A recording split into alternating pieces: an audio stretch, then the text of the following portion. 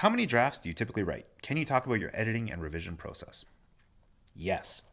Okay, so for drafts, there's always a first draft. Duh.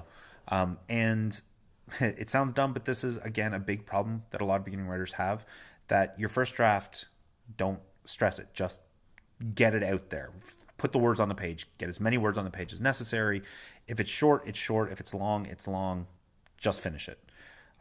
The urge to constantly self edit, to self regulate, to go back and correct that last sentence. Oh, maybe I should go back and add a different paragraph or stuff like that. For me, is pretty overwhelming. But just through practice, you learn that the most important thing you can do with a first draft is just finish it. And after you finish your first draft, celebrate. I recommend drinking copious amounts of coffee with a little bit of something in your coffee. And then just leaving the draft for at least a day. In my case, I usually leave it for about a week. And then going back and starting to do the revision process. I have been told by a lot of my writer friends that they will turn off autocorrect and spelling errors and any of the notifications that your word processing has if you're using something like Word or Scrivener or whatever. Obviously, if you're writing longhand or by typewriter or whatever, that's not going to be an issue. I personally leave all that stuff on. I find it's not that distracting. And after you've been writing for like 5 or 6 hours, you occasionally forget how to spell the word soup. It's just nice to have the little red underline there. Anyways, after you finish that first draft, then you revise it, try to nail down on the actual word count you want. So if you're looking for, a standard speculative fiction novel, you'll have about 100,000 words, 75 to 100,000 words. If you're writing YA, 50 to 75,000. If you're writing younger, fewer words, obviously. And your second edit should come pretty close to that target. Doesn't have to be right on, but in that ballpark.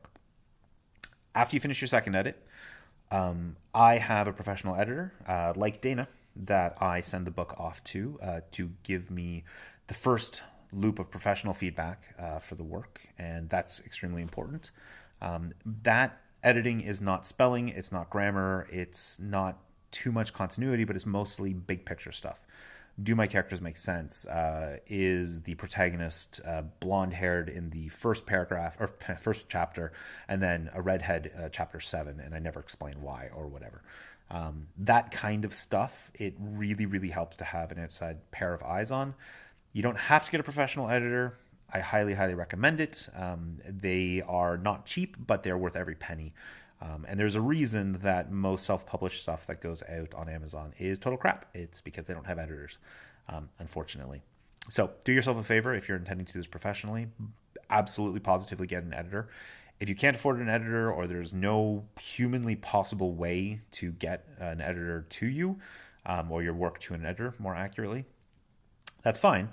You're just going to have to do a lot more work and a lot more copies, a lot more edits of your draft before it'll be ready to, go out to get published.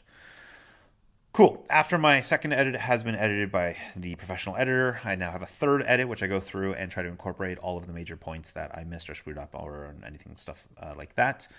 That will then go out to my beta readers. My beta readers are a very loyal, very wonderful group of people who have volunteered their time to read over my books and tell me stuff that they like, that they dislike. If they miss or if they catch any grammatical stuff, awesome. All that stuff gets incorporated into the fourth edit. And then the fourth edit's usually the one I send out to find publishers, to find agents, that kind of stuff.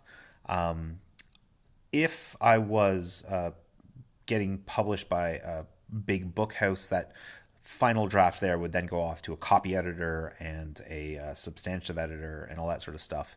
And they'd be handling all that sort of things as well. If you have the time and money, absolutely do that. Did I mention that editors are really important?